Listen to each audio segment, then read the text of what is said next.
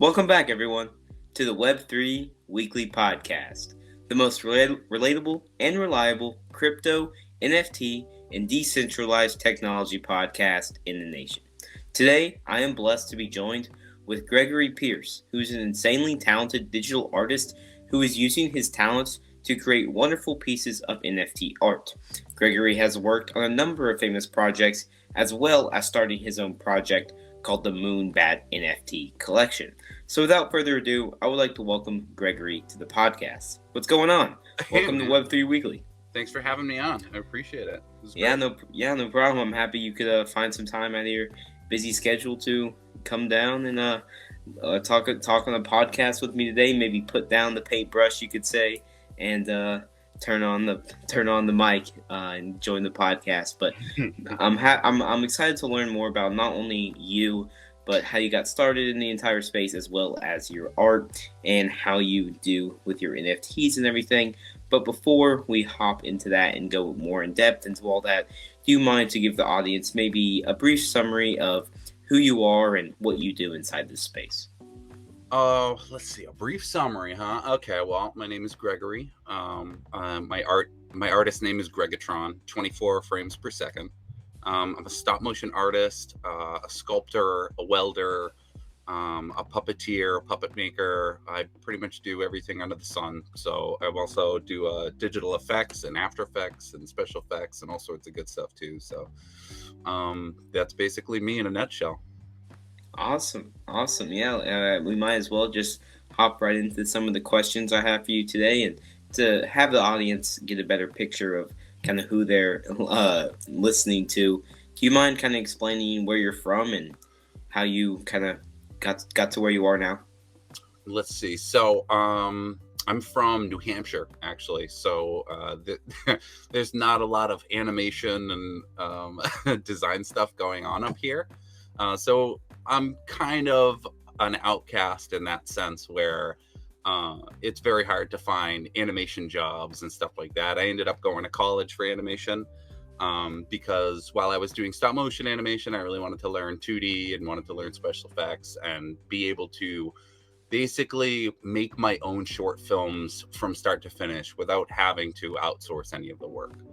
So it was there that I met my partner Mariana, and she got me into NFTs because she was like, "Hey, have you heard of this thing? Like, we've been working for months on stuff, and it turns out we can sell it and make money and have some sort of lucrative art market." So that's really how I ended up coming into this space. And then I don't know, it's not amazing, but my career has definitely taken off since entering into the NFT arena, because of all the artists and all the other great contacts I've been meeting through that medium. Awesome. That's super cool. I like how you kind of just have a realistic kind of example for how you got into NFTs and all that. Just I've been making art and I think I can make some money off it. So yeah, absolutely. I think that's how a lot of people, especially artists, first got into NFTs and kind of explored the entire world, and then they hopped into the rabbit hole, you could say. But do you care to what do you do outside of kind of doing art? Do you have any hobbies, or like what kind of helps spark your creativity? Let's see. I've been doing stop motion since I was in high school. I was taking video recording and stuff like that, and I was in a band, and I was like, I really loved like Primus and how he made his own music videos out of claymation. So that's where I started kind of like creating stuff. My hobbies are endless. Every art form attracts me. I've tried almost everything. Tried Maya painting, classic, traditional painting. I fell more onto metal fabrication and sculpture and puppeteering and puppet making, because I love the medium. I love working with metal, but I also love making puppets. And then I think that a big part of the puppets and puppeteering with the stop motion is that I love to I love to tell stories. So the ability for me to kind of like build my character and make him do or say or act out whatever I want is just that's really appealing to me as a storyteller too. So Yeah, hobbies are endless. I do Iaido. I do martial arts with my girlfriend. I work on my motorcycle, and that's kind of like a fun little hobby. But yeah, and then stop motion. Before NFTs, stop motion was just a constant. I was always trying to tell a story. And up until NFTs, I was taking up to 2 years to complete some 3-minute animations. So it can be, it could be a one hobby can last, one project could last like up to 2 years. So that's always like a constant of me building and animating and sound designing and stuff like that. So Yeah, that's awesome. I like when someone isn't only just in the NFT space. I like when they have many hobbies and many things outside of the space, because it kind of shows that they're a regular person. NFTs aren't their whole life. Neither is like kind of like the Web3 space. Like, it's good to have other outlets to explore creativity and kind of just enjoy life in general, besides just living on a crypto Twitter. But on kind of on kind of that topic, how did you? What was your first interaction with crypto? Like, can you remember maybe just how did you get started with that? So my first interaction, I got onto this app called Clubhouse. My girlfriend started getting on. Again, my girlfriend has got me into everything. I'm kind of a shut-in, and I am constantly working on my small projects, so I very rarely get out or talk to people. But she got me on this app called Clubhouse, where it's a chat room kind of thing, and you kind of will be surprised at how many artists you end up sitting in a room with talking to. Animators from The Simpsons, or some really big name 2D artists, and these were all people that had their finger on the pulse of NFTs. And really, before Twitter Spaces took off, Clubhouse was the place where you would get all the alpha, all the info, all the, you'd get all the tips and tricks. And it was really a place where people would come in, first time people, and an entire room of people would explain to them how to mint their first NFT, how to handle their wallet, how to do this, how to do that. So I think being there, I have a notebook full of notes from listening to these people, because I'm an artist too. I want to sell my art too. That would be awesome. So I just started taking notes and listening to them, and basically followed suit by minting my first NFT from all the information I got from there. That's really how I entered into the space. That's really how I was confident enough to kind of start doing this. Yeah, that's super awesome. It was really cool to see that you weren't just some person that my buddy in the dorm room told me to buy Bitcoin in 2010, and I was like, nah, I'm good. And then eventually everyone talking about it, and I might as well buy it. I've heard that story, I feel like 1,000 times. But yeah, I like the story you told about you getting into crypto and everything, and kind of giving a more realistic look into it. But we'll kind of hop into your NFTs, as well as just the art and the NFTs you sell. But before that, do you mind kind of to name drop some of the major players you in the space you kind of worked with your NFTs? Oh, sure. Yeah. I hope they don't, I hope they're not mad at me if I name drop them, but definitely top person is Mariana Martins. She goes by Mariana Martins Art on Instagram and basically everywhere else. That's my girlfriend, and she is a big time NFT hustler, but also a very supportive person too in the community. And let's see who else. Mob Salite, of course, Concept, Brian Romero, Mumbot. Let's see, so many people. Fidget. It's amazing, because it's there's to me, these artists are huge. You know what I mean? I'm wow, you're where I want to be. You're all set up. You're selling your art. You're making a living. So I really look up to them, because you don't really get to talk to big artists and get personal advice from them. I don't know if you've ever messaged a big artist on Instagram, but they'll basically ignore you because you look like spam. But it's like gives you a chance to talk to some like really talented people on a more casual setting. So it's really amazing. But yeah, all those artists, Matt Hayes, Popple, Food Mascu, some just too many to name. You'd be surprised at the size of these rooms of these amazing artists and talent. But yeah, that's a bunch of names, a bunch of name dropping. That's super cool. Hopefully that maybe entices some of the listeners to continue listening because they were like, "Oh wow, this dude's actually pretty serious in the space." And yeah, I would agree if any listeners are thinking that way. But we might as well just hop right into the NFT space. And you already talked about what first got you into putting your own art into the NFT world. But can you kind of explain maybe what was the first NFT you minted? So the first NFT I minted, right? The pandemic was happening. We were all shut in. We were going crazy. But I had a 6-month project that I had started with my girlfriend, and it was a stop motion animated spaceman. So it was a guy in a spacesuit with a 2D planet environment that my girlfriend designed and animated. And basically for 6 months, I had been building and planning and recording, filming this stop motion puppet and hunting for sounds and music and everything else. And it was during that time that NFTs became aware of them.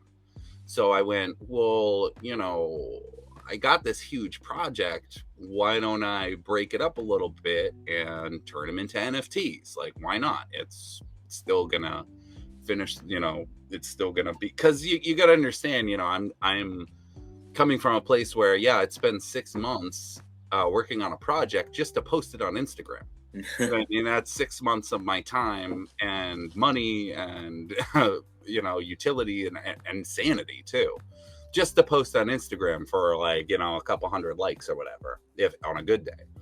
But NFT, all of a sudden this reality came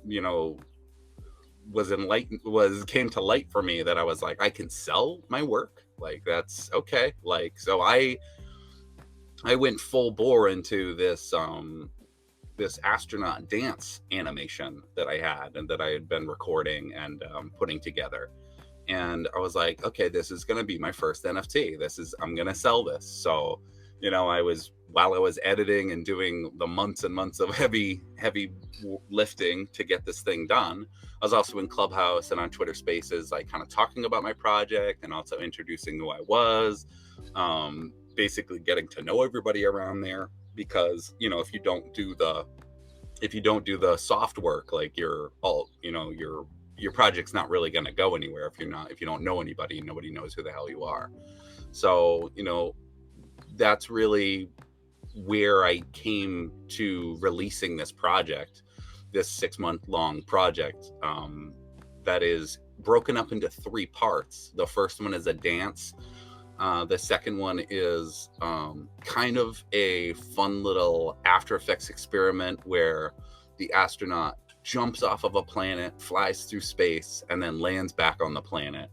And this is all to original music that my brother wrote for me. So it definitely took like 2 or 3 people to get these projects to the level of quality that they're at. But yeah, that's really the first NFT I ever released was a stop motion animated spaceman dancing. Which that's super awesome. If you watch it, there's actually a video. It's actually laid over of me actually dancing.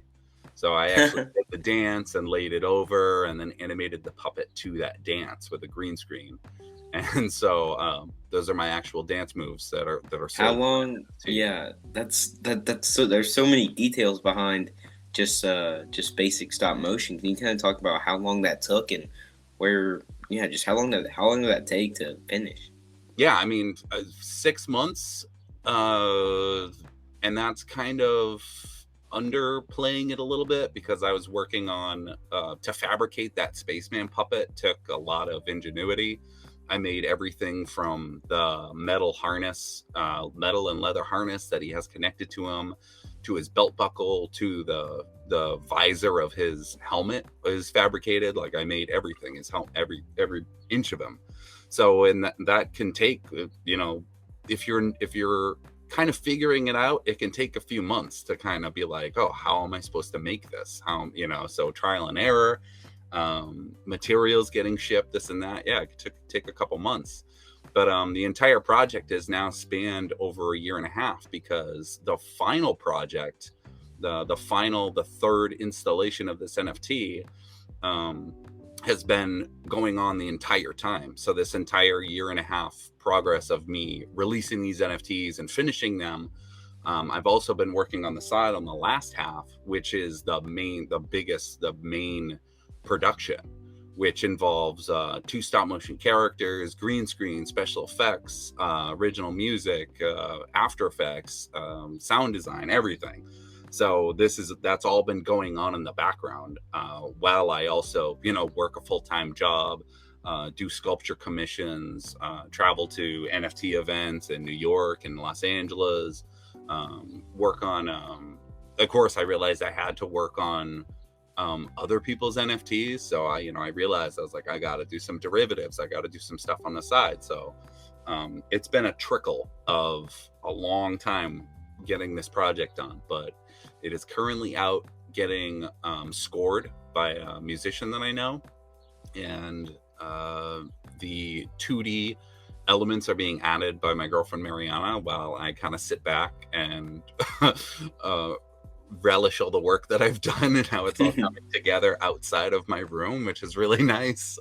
But yeah, it's been a long journey. So and That's so cool. it's I mean, definitely hard because the 2D NFT artists out there can put their work out there really fast. And I'm like hustling to get this yeah. work done. But it's like making a miniature film. So Yeah, that's another reason why I enjoy having artists on the podcast so much. Is like I had Concept on a few weeks ago, and he talked about everything he makes, and I think it's just so admirable to see artists in this space just making one of ones and spending months upon months, hours upon hours on just one project, and it's kind of like a breath of fresh air, especially in the NFT space, because you see so many auto generated, just 10,000 piece collections, and yes, some of them do take time, and the artists have to sit down and make the unique traits. But it's really just something. It's really nice to see like someone like you, who's actually putting like blood, sweat, and tears into their art, and they just spend so long. It's great to see the yeah, final. thank you. I appreciate Yeah. that. Yeah, no problem. That's another reason why I wanted to have you on the podcast, because it's kind of like a breath of fresh air for everyone than just learning about a basic collection. But talking about collections and everything, can you talk about more about your own Moonbat animation and kind of why you named it that and where it's going to go? Well, Moonbat kind of came together because me and my girlfriend Mariana we wanted to work together. We had worked together in college doing some animations, and once we really started kind of embracing the artistic animator power couple kind of visage that we had taken on, like we were like, we need an umbrella to fall under so that we can post our work and kind of merge into this idea of a small animation company up in the Northeast that loves to collaborate with other artists, loves to make quirky things, but also loves to make multimedia animations like 2D and stop motion combined. So that was really, we kind of decided, it actually started with a YouTube channel that we wanted to do, but the nature of our animation styles and stuff really didn't lend to YouTube, the YouTube algorithm very much. So we decided to just stick with Instagram and kind of Twitter. And then eventually I was like, you know what? When I started my my wallet to start minting NFTs, I was like, I'm gonna do this under Moonbat. I'm gonna start embracing this name. So Gregatron 24 FPS kind of merged into this other power, which is Moonbat animation, which is the animation that I'm doing with the spaceman is actually supposed to be kind of the foundation of what we can do as artists. So everything that I have is going into this final animation to kind of be the crescendo of who we are. So it's like, it's stop motion, it's 2D, it's sound design, it's After Effects graphics, it's, you know, editing, it's all this stuff. So that's really where Moonbat came along, and I've just been feeding it ever since. So yeah, That's awesome. I'm excited for the future of kind of Moonbat as a whole, not only your art, but all the people that you're working for and all the art that you're creating for them. And talking about the future of kind of just your art in general, like, can you maybe shed some light on some projects that might be behind the curtain right now, and maybe some special things you're working on? Oh yeah. I mean, like I said, I'm also a sculptor, so I do big giant wall mounted sculptures too, and metal sculptures as well. So there is a giant metal owl in the making that's being started and prepped, and there is I'm in a show at the Essex Art Center in Massachusetts, where my giant hornet is going up on the wall. And then there's some stop motion NFTs, hopefully, that I recorded and conceptualized with some other artists on the Clubhouse app that I met. And the puppet has been built and the recording has been done. I just need to sit down and animate it. So there's another kind of secret little project that's coming out with a disgruntled cupcake puppet that's going to kind of go through being hassled about being a pretty cupcake in this world of hungry people who don't respect them. So bit of a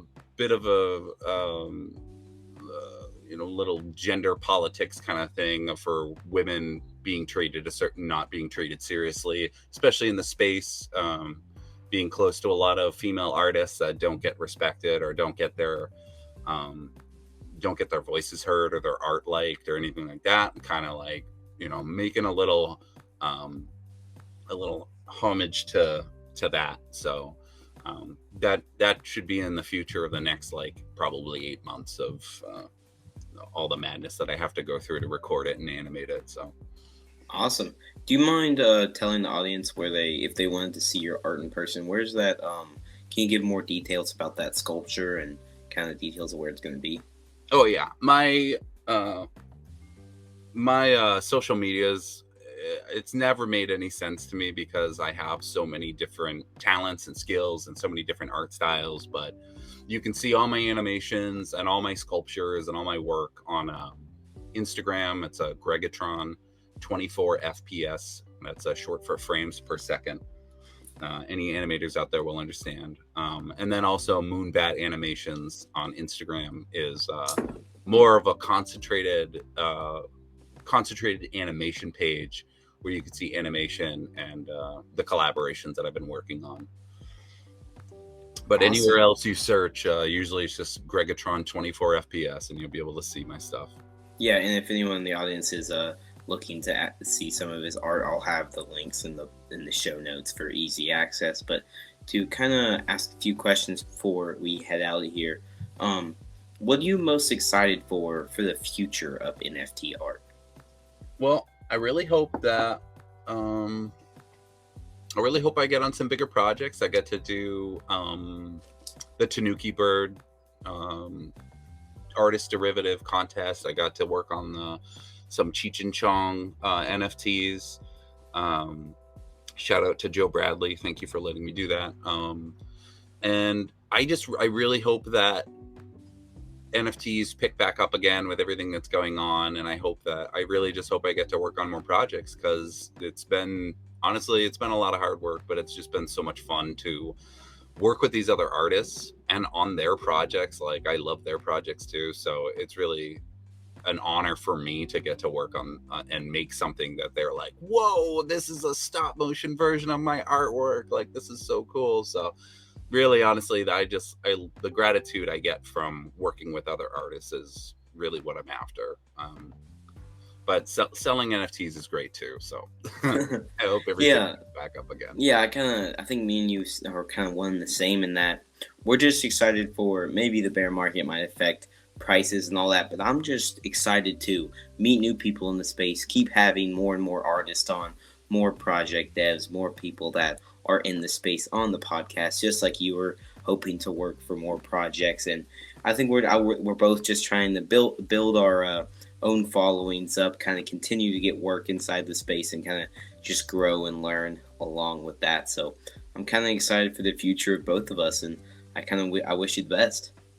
Yeah, thank you. You too. And I'm going to be dropping your name. I'll be at NFT NYC the next upcoming week. So I'll drop your name to everybody and tell them to come on and talk about their experiences and stuff. And you could tell them I dropped their name and I doxed them, and yeah. But I'm excited. But before we head out here, I do have one more question for you. I ask it to everyone that comes on the pod. And that is, if you could have one superpower, what would it be and why? Oh man. This is a hard one. I think about this a lot. I